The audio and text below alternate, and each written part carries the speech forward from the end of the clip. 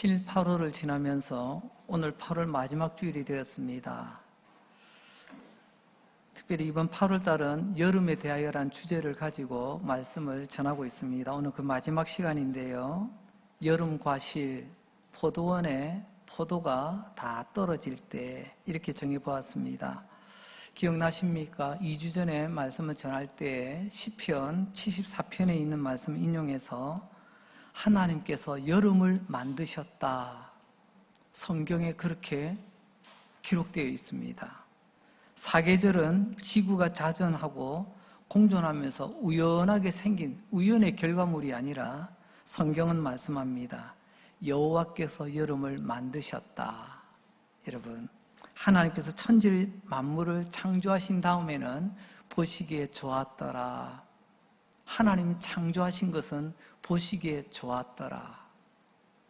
하나님 만드신 것 가운데 좋지 않은 것 하나도 없습니다. 그렇다면 아무리 여름이 덥고 힘들다 할지라도 하나님이 만드신 여름이 분명하다면 이 여름도 선한 것인 줄로 믿습니다. 여러분, 이스라엘 땅의 여름 참 무덥습니다. 아니, 우리는 무덥다고 하는데 이스라엘은요, 무더운 게 아닙니다. 뜨거워요. 불볕더위입니다. 그래서 우리가 앞에 말씀을 보니까 이 뜨거운 무더위를 폭양이라고 표현되어 있더라고요. 우리는 좀 익숙한 말로 폭염이라고 우리는 바꾸어서 사용을 했습니다. 영어 번역본에도 보니까 이 폭염을 더 히트, 열기, 뜨거운, 열기 이렇게 표현할 정도입니다. 이 폭염 때문에 사람들은 그늘을 찾게 됩니다. 그늘을 찾으면서 고백하죠. 주님, 나는 이 그늘이 있어서 내가 삽니다. 알고 보니 내가 믿는 주님이 내 인생에 나의 그늘이 되어주셨습니다. 라고 고백합니다. 그리고 폭염이 계속 내리쬐니까 얼마나 뜨거웠던지 시냇물이 바싹바싹 말라갑니다. 그래서 이스라엘은 여름 건기가 되면 비가 한 방울도 내리지 않습니다. 이 폭염에 시냇물이 말라버려 시냇물에 물 마시러 찾아왔던 짐승들도 물이 없어 목은 타들어가. 그래서 헐떡입니다. 여러분, 성경에 헐떡인다는 표현이 그래서 나오는 거예요. 마시고 싶은 물이 없어 타들어가는 목마름. 짐승이 헐떡입니다. 마실 물이 없습니다. 헐떡임은 그야말로 고통, 신음, 바로 그런 표현입니다. 그게 바로 여름 가뭄이라는 거죠. 또한 지난 시간에 다윗이 하나님 앞에 죄를 지었는데 입 싹 닫고 있습니다. 하고 있어요. 그래서 하나님, 요 녀석 안 되겠다. 그래서 하나님께서 다윗을 지그시 누르십니다. 양심을 눌러요. 그냥 견딜 수 없어 야곱이 하나님께 토해냅니다. 회개시키는 거죠. 하나님이 누르실 때 입속에 침이 말라갑니다. 그것을 다윗은 고백합니다. 내 진액이 말라갑니다. 여름 가뭄의 특징이죠. 다윗은 주님이 나를 짓눌러 회개시킬 때 내 입이 바싹바싹 말라 마치 여름 가뭄의 마름처럼 되었습니다. 이후에 다윗은 회개함으로 살게 되었습니다. 한번 따라서 해볼까요? 회개하면 살 길이 열립니다. 이처럼 이스라엘 여름은 폭염 그리고 가뭄 때문에 정말 죽을 것 같은 시련, 죽을 것 같은 고통으로 이어집니다. 어쩌면 우리 가운데도 적지 않은 분들이 이런 여름 폭염 같은 고통, 여름 가뭄과 같은 이런 어려움 가운데 헐떡이고 계시는 분들도 계실 줄로 압니다. 하지만 알아야 될 것이 있습니다. 하나님께서 이 여름을 만드셨습니다. 뜨거울 때는 아주 죽을 것 같이 뜨겁지만 그러나 이 또한 분명히 선한 것이라는 것을 믿고 하나님의 약속을 기다리시길 바랍니다. 이스라엘 땅의 여름에는 두 얼굴이 있습니다. 하나는 고통의 얼굴이에요. 앞서 말씀드린 것처럼 죽을 것 같은 뜨거움, 헐떡이는 목마름, 이게 고통의 얼굴이에요. 또 두 번째 얼굴은 천사의 얼굴을 띱니다. 무슨 말이냐면 이때 이 무더위 속에서 뜨거운 땡볕에 가뭄 속에 올리브 과일이 탱실하게 연글어 갑니다. 그 안에 기름이 꽉꽉 차게 되죠. 그리고 아시죠? 무더운 나라의 과일이 참 답니다. 과일들이 그 과육이 잘 자라서 안에 당도가 높아지기 시작합니다. 이게 여름의 또 다른 얼굴, 천사의 얼굴입니다. 뜨거운 땡볕 아래 폭염 속에 올리브 기름이 채워지고 과일들이 무르익어가는 이런 얼굴이 있다는 거죠. 이렇게 하나님께서는 세상을 지혜롭게 이끌어 가십니다. 하나님 건성으로 믿지 마시고 믿음의 안테나를 잘 세워서 하나님께서 세상을 어떻게 이끌어 가시는가 잘 살펴보시면 참으로 하나님의 지혜가 놀랍도다. 우리는 절로 고백하게 될 줄로 믿습니다. 자, 이제 본문 이야기입니다. 오늘 본문에 보게 되면 9절에 여름 실과라는 말이 나와요. 여름 실과. 여러분, 여름 실과라 적혀 있는데 읽을 때는 여름 과일이라고 읽으시면 됩니다. 여름 과일. 우리도 지금 한참 여러 과일들이 나오죠. 나왔다 들어간 과일도 있습니다만은 살구, 자두, 복숭아, 수박도 나왔다 들어가고 참외도 있고 이제 한참 포도도 막 나오는 것 같습니다. 이제 추석을 앞두고 있으니까 사과도 이제 조금씩 비치는 것 같아요. 성경시대에 이 무더운 여름을 대표하는 과일이 뭐냐? 그게 포도입니다. 한여름에 열리는 과일 중에 포도. 여름 폭염과 여름 가뭄은 큰 시련의 시간, 고통의 시간이라고 말씀드렸습니다. 짐승이 헐떡인다는 말은 사람도 헐떡인다는 겁니다. 힘들다는 거죠. 여러분, 지난 우리도 7월, 8월 유난히도 무더웠던 여름을 지나며 얼마나 몸과 마음이 지치셨습니까? 그 땅에 살던, 그 중동 지역에 살던 그들은 오죽했겠습니까?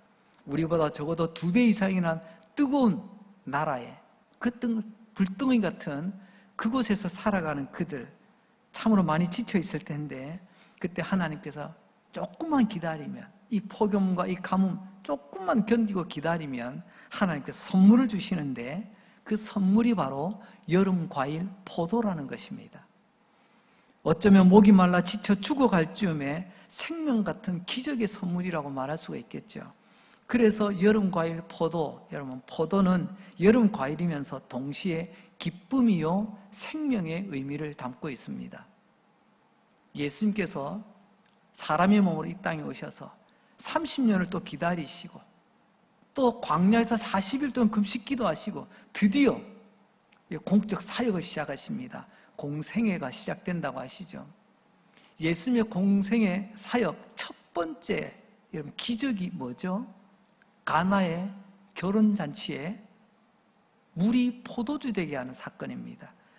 여러분 첫 시작은 굉장히 중요한 의미를 담고 있습니다. 왜 하필이면 물이 포도주 되게 하는 기적을 보여주시며 예수님의 공생애가 시작이 됐을까요?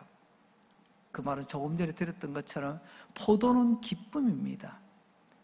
포도주가 떨어지다 기쁨이 떨어진 그곳에 포도는 생명입니다. 결혼 축제의 자리가 순식간에 그야말로 초상집 분위기가 나는 그곳에 하나님께서는 물이 포도주가 되게 하시며 이제 기쁨을 다시금 우리에게 돌려주시고 우리에게 생명을 담아주시는 이 의미를 담아 물이 포도주 되게 하시는 이 기적을 첫 번째로 행하셨던 것입니다. 이스라엘 사람들은 이 포도를 따고 난 뒤에 먹을 때는 3가지 방법으로 주로 먹는답니다. 여러분들은 어떻게 주로 포도를 드시나요? 첫째는요, 따서 입에 쏙 넣는 겁니다.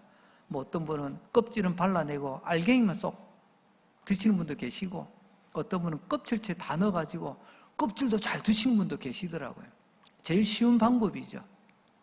두 번째 방법은 말려서 두고 먹는 겁니다. 우리가 건포도라고 하죠. 이 지역의 포도는 참 당도가 높아서 이 건포도 만들기 참 좋은 품종이랍니다. 그래도 우리나라도 포도는 많이 하는데 건포도 만드는 것은 많지 않은 것 같아요. 왜? 우리 품종 자체가 건포도 만들기엔 좀 적합지 않은 것 같습니다. 세 번째로는요, 우리는 거의 보기 힘듭니다만 포도를 따서 통에다 집어넣고 때는 통이 아니면요 큰 넓적한 바위에 깊이 파가지고 거기다 포도를 다 집어넣어요. 그리고 바지를 걷고 물론 발은 씻고 들어가겠죠. 여러 사람이 들어가서 질근질근 박습니다. 막 밟아서 포도를 진이기면 그 포도가 진익어지면서 즙이 나오잖아요. 그래서 그 시간을 좀 가만히 두면 이제 덩어리들, 건더기들은 밑으로 싹 가라앉고 이런 포도즙만 깨끗하게 위에 남습니다. 그것만 따로 딱 담아가지고 포도즙을 마시는 그런 문화가 있죠. 그걸 또 담아서 오래 두면 포도주가 되겠죠. 방금 전에 여름 폭염과 여름 가뭄 때문에 물이 없어 헐떡인다라는 표현을 했습니다. 그때 목말라 허덕이는 그들에게 이 포도가 주는 물, 포도즙은 기쁨 그 자체요, 생명 그 자체입니다. 여름 동안 얼마나 지쳐 있었습니까? 그 포도, 그냥 목만 축이는 게 아니에요. 포도 안에 또 당분이 있잖아요. 거기에 또 여러 가지 영양소가 담겨 있습니다.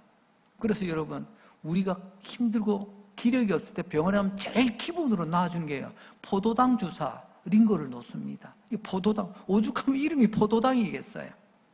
포도는 목만 축이는 게 아니라 우리에게 필요한 가장 기본적인 영양소를 제공해 주어 무더위 폭염 속에, 가뭄 속에 지쳐있던 우리를 다시금 소생케 하는 그런 하나님의 특별 선물이더라는 것입니다.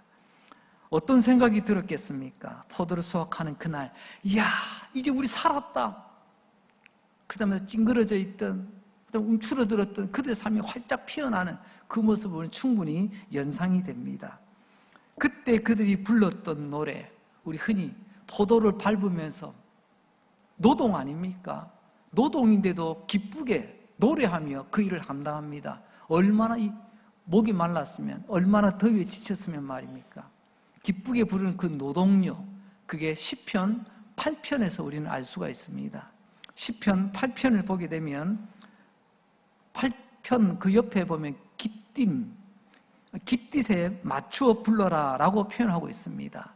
이 깃딧에 맞춘다고 하는 것은요, 기쁘게 불러라, 쭉쭉 늘어지게 장송곡 부르듯이 하지 말고 춤추듯이 기쁘게, 뭐 이런 의미를 담고 있다고 합니다. 왜요? 포도를 밟는데 이제 가면 언제 오나, 그야말로 장송곡 부르듯이 포도를 밟겠습니까? 아니면 이제 나 살았다고, 이제 우리가 힘을 얻게 됐다고 좀 기뻐, 그야말로 아이들 팔짝팔짝 뛰듯이 그런 기쁜 모습으로 포도를 막 이렇게 밟지 않았겠습니까? 시편 8편 4절입니다. 사람이 무엇이기에 주께서 그를 생각하시며 인자가 무엇이기에 주께서 그를 돌보시나이까? 이제 이 의미가 좀 여겨지십니까? 단순히 이 말씀 참 좋은 표현이네, 좋은 말씀이네, 이거 이전에, 이 고백 이전에 여름의 폭염과 여름의 가뭄을 여러분들은 먼저 아셔야 됩니다. 그 폭염과 가뭄 가운데 이 포도를 주셨을 때 그 기쁨이 어떠하든지, 얼마나 크든지 하나님 이처럼 우리를 기억하고 계셨군요. 우리에게 자비를 베푸시고 긍휼을 베푸셨군요. 이런 기쁜 마음으로 이 고백을 했다는 것입니다. 이렇게 이스라엘 땅의 여름 과일 대표 선수는 포도였습니다. 포도는 어떤 의미를 담고 있다고요? 기쁨과 생명의 의미를 담고 있다. 자, 이제 두 번째 주제입니다. 그런데 여러분, 이스라엘에도 참 좋은 포도가 생산되지만 진짜 그 당시 그 지역에서 제일 좋은 포도가 생산되는 곳이 있었습니다. 그것이 바로 이스라엘 바로 옆 나라, 요단강 동편에 있는 이런 모압이라는 나라입니다. 그 모압을 오늘날 우리는요, 세계 지도를 보면 요르단이라고 표현이 되어 있습니다. 요르단의 수도 암몬이죠. 그 요르단 지역을 연상하시면 되겠습니다. 이스라엘 바로 옆에 붙어 있어요. 그런데 그 지역에 이스라엘보다 더 포도가 훨씬 좋은 극상품, 그야말로 명품 포도가 재배되어졌는데, 여러분 오늘 본문 이사야서 16장 8절과 9절에 보게 되면 모압 땅의 대표적인 명품 포도 산지 이름이 신마 포도원이라 이렇게 표현하고 있습니다. 한번 볼까요? 8절 말씀. 이는 헤스본의 밭과 신마의 포도나무, 이걸 언급하는 이유는요, 이곳이 모압 땅에 있는 제일 좋은 포도가 재배되는 지역이라는 것입니다. 그런데 그 포도가 말랐다네요. 전에는 그 가지에 야셀에 미쳐 광야에 이르렀고, 이 지역 포도가 얼마나 좋은지 저 북쪽에 있는 지역 야셀 지역에도 여기는 모종을 가져가가지고 거기서 재배를 했다는 겁니다. 여러분, 좋은 품종이 있으면 각지에서 와서 가져가지 않겠습니까? 그것만 있나요? 그 싹이 자라 바다를 건넜다 이러면, 그 당시에 바다를 건너갔다는 것은요, 외국으로 수출했다라고 생각하시면 됩니다. 홍해 건너 다른 나라로, 다른 지역에도 모종이 나가고 또 해외로 수출까지 되어지는 이 좋은 포도를 가지고 있는 이 신마 포도원, 그 포도원의 포도가 말랐다. 이 말은 곧 무엇입니까? 이젠 끝났다는 거죠. 지금까지는 참 좋았습니다. 각 지역에 소문이 나서 너도 나도 가져가서 심을 정도로, 해외 수출할 정도로. 그래서 또 재미도 있잖아요. 기르는 재미, 팔아서 얻어들이는 소득도 괜찮습니다. 풍족합니다. 그랬던 모압의 신마 포도원의 포도, 이 명품 포도. 그런데 어떡하죠? 그 포도나무들이 말라버렸답니다. 왜요? 당시 무슨 병충해가 일어났나요? 아닙니다. 오늘 성경은 우리에게 분명히 말합니다. 하나님께서 주변에 힘 있는 나라들을 통해서 모압을 치시겠다는 거예요. 그래서 신마 포도원을 빼앗고 황폐화시키겠다는 것입니다. 다시 말하면 신마 포도원이 문 닫은 이유는 병충해 때문이 아니라 하나님의 징계, 하나님의 심판이었다는 것입니다. 하나님께서 모압보다 더 크고 강한 나라들을 들어 이 모압의 신마 포도원을 완전히 갈아엎으시겠다는 말씀이에요. 9절 말씀입니다. 그러므로 내가 야셀의 울음처럼 신마의 포도나무를 위하여 울리라. 헤스본이여 엘르알레여 내 눈물로 너를 적시리니 너의 여름실과 내 농작물의 즐거운 소리가 그쳤다. 여기서 내가라는 것은요, 여호와 하나님을 말씀합니다. 모압이 얼마나 철저하게 많았는지 하나님 보시기에도 너무나도 안타까워서 하나님 눈물이 날 지경이다. 그런 표현이에요. 모압, 세계 최고의 포도 산지였습니다. 그런데 그 좋은 포도 산지가 황무지가 되고 만다. 이거 얼마나 안타까운 일입니까? 우리 하나님 파리 잡아먹고 눈만 끄뻑끄뻑하고 있는 이런 두꺼비 같은 분 아니십니다. 우리 하나님은 비록 모압이 하나님의 백성은 아니지만, 그러나 이 땅에 사람들이 고통받고 신음하는 건 하나님께서 보시고 안타까이 여기신다라는 표현이에요. 하나님은 구원받은 우리의 하나님이시지만 또한 세상 모든 인류의 하나님이시기도 하십니다. 예수 안 믿는 사람이라 할지라도 그들이 슬픔과 고통을 당할 때 아이고 잘됐다 박수치는 분이 아니시라 오늘 뭐라고 말씀하시죠? 나의 눈물로 신마 포도원을 적시리라. 그 처참한 모습을 보고 하나님도 안타까이 여기신다는 것입니다. 하나님의 자비가 얼마나 차고 넘치는지, 하나님의 긍휼하심이 얼마나 크고도 넓으신지를 알 수 있는 표현입니다. 그렇다면 하나님을 믿지 않는 이방 나라를 향해서도 하나님 이처럼 눈물을 흘리실 만큼 안타까이 여기신다면 하나님의 택함받은 하나님의 아들, 하나님의 딸, 하나님의 백성인 우리를 향한 하나님의 자비와 긍휼은 얼마나 크실까요? 자, 그러면 다시 한번 이 신마 포도원이 망한 이유가 뭡니까? 이유를 알아야 되지 않겠습니까? 그 이유에 대해서 성경은 말합니다. 6절입니다. 우리가 모압의 교만을 들었나니. 무엇을요? 모압이란 나라가 교만하더라는 것입니다. 어느 정도? 그 다음 보세요. 심히 교만하도다. 그 어쩌다 한번 교만기 부려본 게 아니에요. 그 교만이 정도를 넘쳤어요. 이후에 그가 거만하며 교만하며 분노함도 들었거니와 그의 자랑이 헛되도다. 다시 한번 정리합니다. 이 명품 포도가 재배되던 신마 포도원 망한 이유, 병충해가 아니라 하나님이 망하게 했답니다. 하나님 괜시리 심술 부린 게 아니랍니다. 분명한 이유가 있는데 그 모압이라는 나라가 교만이 하늘을 찌를 듯 했답니다. 교만의 소리가 하나님의 귀에 들리고 교만의 모습이 하나님 눈에 띄고 그 뒤에 보면 수식하는 세 가지 단어가 나오죠. 거만, 교만, 분노함. 제가 언젠가 이런 표현했습니다. 교만의 삼총사 3명이 항상 붙어 다닌다고. 교만, 거만, 뭐가 있죠? 오만이 있습니다. 이 만자 돌림, 이 삼총사가요. 교만은 내가 똑똑하다고, 똑똑한 사람이 교만하거든요. 그리고 거만은요, 많이 가진 사람이 거드름 피웁니다. 거만합디다. 오만하는요, 내가 잘났다고요. 콧대 높은 사람이 오만해요. 그런데 오늘 다시 한번 이사야서는요, 거만과 교만, 그리고 또 하나를 말하는데 웬걸요? 분노라는 말을 씁니다. 분노함. 우리 요즘 너무 분노 조절 장애를 가진 분들이 꽤 많이 계시더라고요. 이 기질적인 문제도 있겠지만요, 오늘 하나님 말씀으로 접근해 보면요, 여러분 조심스럽게 그리고 두렵고 떨림으로 받으시기 바랍니다. 우리가 왜 쉽게 분노하는 줄 아십니까? 왜 우리가 쉽게 버럭하는 줄 아십니까? 내가 교만해서 그렇다. 하나님의 진단입니다. 다시 말하면요, 내가 당신보다 똑똑해.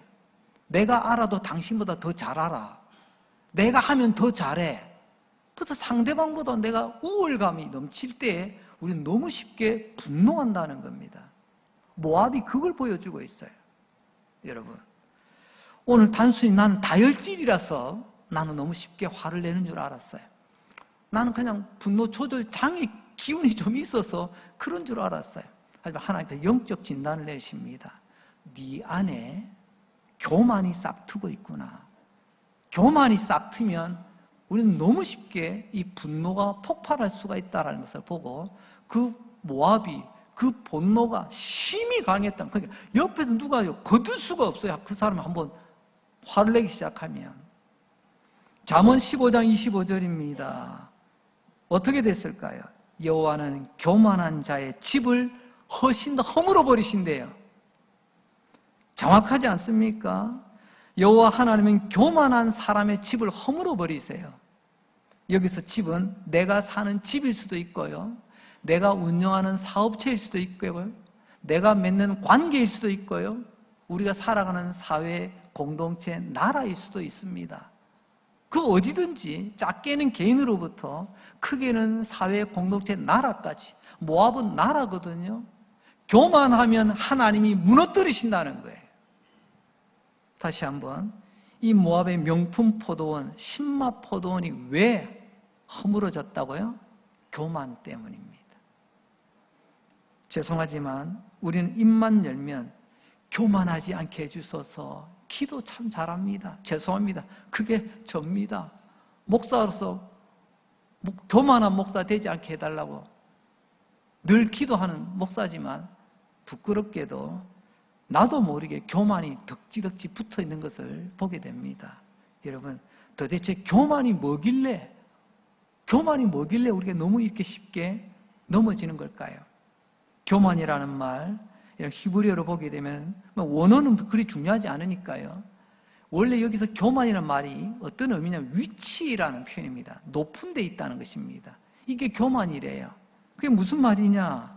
내가 높다는 것입니다. 내가 항상 당신보다 더 높은 데서 봐. 내가 더 높이, 더 멀리, 더 많이 봐. 그런 우월감이 있다는 겁니다. 이스라엘에서 내려오는 속담 중에 이런 속담이 있습니다. 사람이 교만해지면 그 눈이 낙타 눈이 된답니다. 무슨 눈이 된다고요? 병원에 가서 쌍꺼풀 수술하는 게 아니고요, 교만해지면 눈이 낙타 눈이 된대요. 옆에 분 한번 잠시 한번 보세요. 저 어떤 낙타 눈을 좀 닮았습니까? 왜 이런 속담이 있냐면요, 낙타가 일어서서 딱 쓰면요, 사람보다 키가 크거든요. 그러니까 보통 사람은 땅에 붙어서 보는 게 고만고만한데, 교만해지면 갑자기 낙타처럼 자기가 쑥 올라간 것처럼 높은 데서 본다는 것입니다. 시편 4절을 보게 되면 이 교만한 사람은 하나님도 아래로 봅니다. 하나님을 깔고 봐요. 악인은 그의 교만한 얼굴로 말하기를 여호와께서 이를 감찰하지 아니하신다 하며 그의 모든 사상에 하나님이 없다 한다. 그의 모든 생각, 그의 모든 사상, 그의 모든 생각 속에 하나님이 없는 것처럼 만든, 하나님을 깡그리 무시하는 거죠. 이걸 풀어보면 두 가지를 볼 수 있는데, 하나님이 안 본다고 거짓말합니다. 그다 하나님 안 봐. 하나님 졸고 계셔. 아니 지금 주무시고 계신다니까. 눈 가는 이야기입니다. 그 하나님 죽었다? 이런 사람이 교만한 사람입니다. 두 번째는 하나님이 없다고 말하죠. 이 교만한 사람은 절대로 자기 위를 쳐다보지 않습니다. 왜요? 내가 제일 꼭대기인데, 내가 최고인데 어디를 본단 말입니까? 나보다 더 위에 계신 하나님, 그 하나님을 절대로 쳐다보지 않습니다.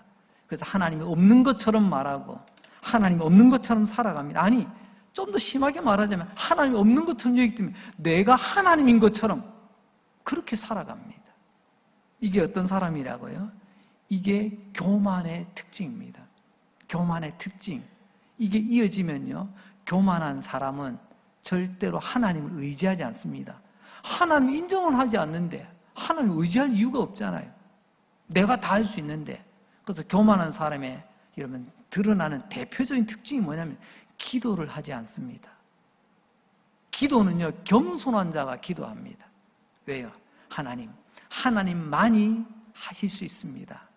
하나님만이 해결하실 수 있습니다. 하나님을 인정하고 하나님의 도움을 구하는 사람이 기도하는 거예요. 근데 교만한 사람은요, 하나님 신경 쓰지 마세요. 하나님 없어도 돼요. 내가 다 할 건데요, 뭐. 이 사람은 기도할 이유가 없잖아요. 우리를 돌아보시기 바랍니다. 우리는 언젠가부터 기도의 무릎이 약해졌습니다. 왜요? 내가 스면서 머리가 커지고 내가 교만의 싹이 자라기 시작했습니다. 하나님 없어도 내가 알아서 다 한다는 거예요. 내가 생각한 대로, 내가 계획한 대로 내가 열심을 내면 뭐든지 할 수 있다는, 이게 교만의 특징이라는 겁니다. 두 번째로는요, 교만은 하나님의 은혜도 아래로 보입니다. 모든 게 하나님의 은혜가 아니라 당연하다고 여깁니다. 그건 내가 노력한 만큼 나온 건데 그거 당연한 것 아니야? 부모님 나 낳아주셨으니까 나 먹여주고 입혀주는 거 당연한 것 아니야?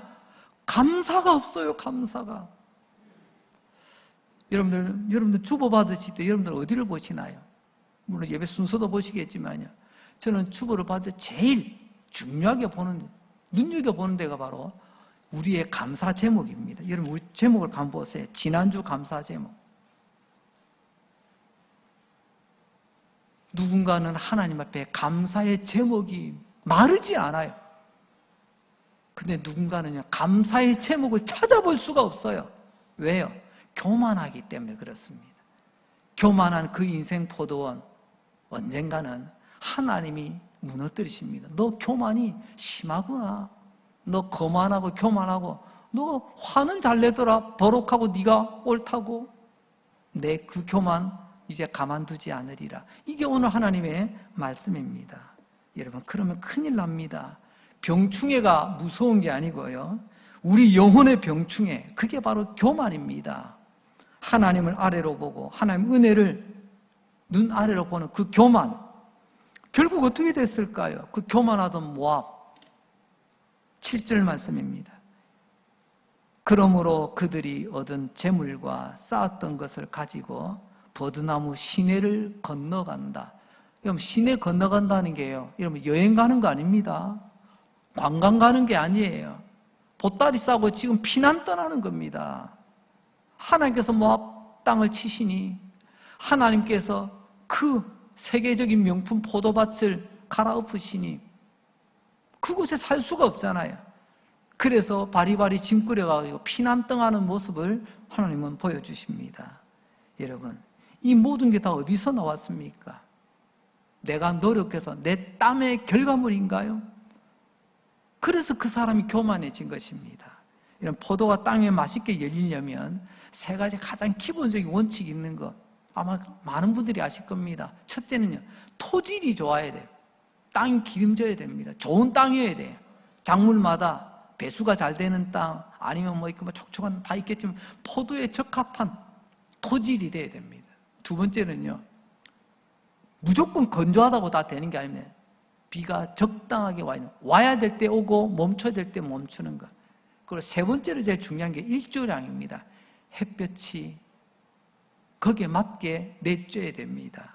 여러분, 특별히 폭염으로 그 땅에 낮에는 불덩이가 되고 밤에는 극강하는 일교차가 심한 곳일수록 과일이 맛있습니다.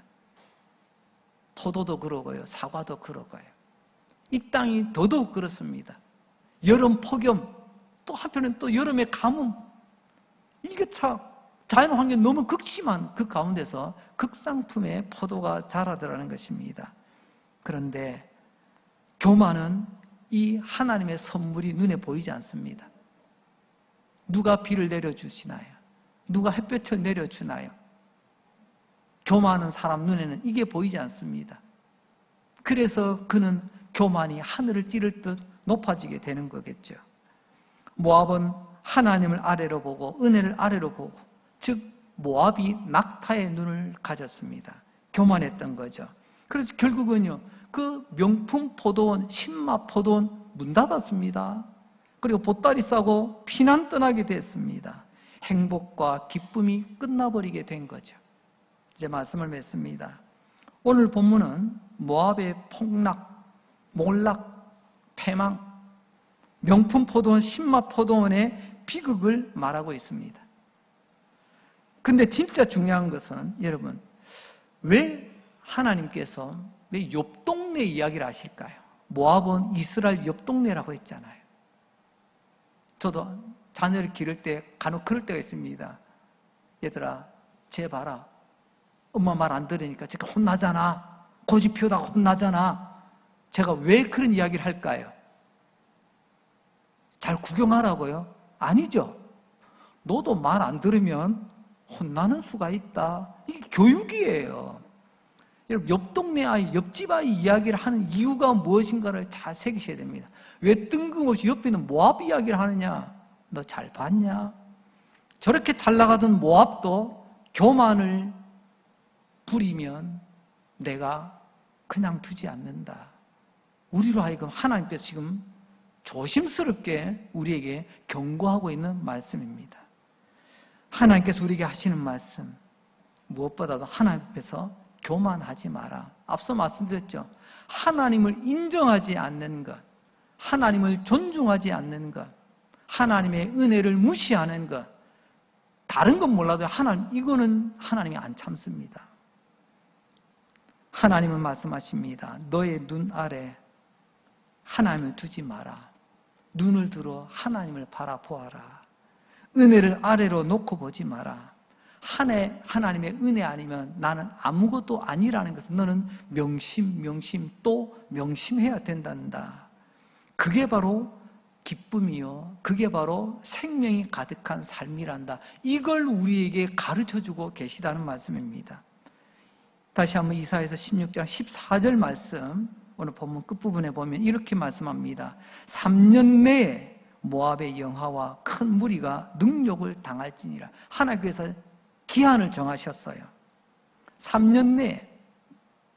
이 말은 곧 뭡니까? 하나님이 정하시면 반드시 행하시는데 3년이라는 지금 유예 기간이 지금 남아 있습니다. 오늘 이 말씀 우리에게 주신 이유가 뭘까요? 내가 너에게 3년의 시간을 주겠다. 이게 3년이 3달일 수 있고 3주일 수 있고 3일일 수도 있어요. 어쨌든 하나님께서 오늘 하루를 하나님이 기회로 맡겨주셨습니다. 이 남아있는 시간, 하나님 말씀 그 3년이라는 시간, 오늘 그 3년 가운데 오늘 하루를 하나님은 우리에게 맡기셨습니다. 여러분, 내일 우리가 당장 끝나는 건 아니라 할지라도 우리가 변할 수 있는 시간, 우리가 바뀔 수 있는 시간을 하나님께서는 참고 기다리고 계시다는 것입니다. 교만이 변하여 겸손이 될 수 있다면 하나님은 무너져가고 말라져가던 그 신맛 포도원 다시 회복하실 줄로 믿습니다. 내 인생의 포도원 말라가고 허물어져 가고 있다면 하나님께서 말씀하시는 그 원인 진단 나왔잖아요. 너는 나를 인정하고 있냐? 너는 나를 존중하느냐? 사무엘상에서 말씀하셨죠. 나를 존중하는 자를 나도 존중히 여기며 나를 멸시하는 자를 내가 멸시하리라. 그 멸시의 끝이 교만이잖아요. 하나님을 알아보는 거잖아요. 낙타의 눈을 가지는 것 아닙니까? 우리 다 같이 야고보서 4장 6절을 읽으면 오늘 말씀을 맺으려고 합니다. 우리 함께 읽어볼까요? 시작. 그러나 더욱 큰 은혜를 주시나니 그러므로 일렀으되 하나님이 교만한 자를 물리치시고 겸손한 자에게 은혜를 주신다 하였느니라. 아멘. 교만한 집은 무너집니다. 교만한 인생은 반드시 무너집니다. 겸손한 집, 교만한 인생, 하나님께서 책임지고 살리실 줄로 믿습니다. 오늘 중동 지역에 관심 없는 요르단 지역 모압 이야기로 끝나는 것이 아니라 그 옆집 아이 이야기, 모압 이야기가 바로 오늘 내가 새겨 드려야 될 말씀인 줄 알고 부디 하나님 앞에 겸손한 사람, 기도의 사람, 감사의 사람, 겸손한 교회, 기도하는 교회, 감사하는 교회로 세워질 수 있기를 주님의 이름으로 축복합니다. 기도합니다. 하나님 감사합니다. 오늘도 예배하게 해주셔서 감사합니다. 말씀 주셔서 감사합니다. 깨닫고 은혜 받게 해주셔서 감사합니다. 오늘도 내가 꼭 들어야 될 말씀 들려주셔서 감사합니다.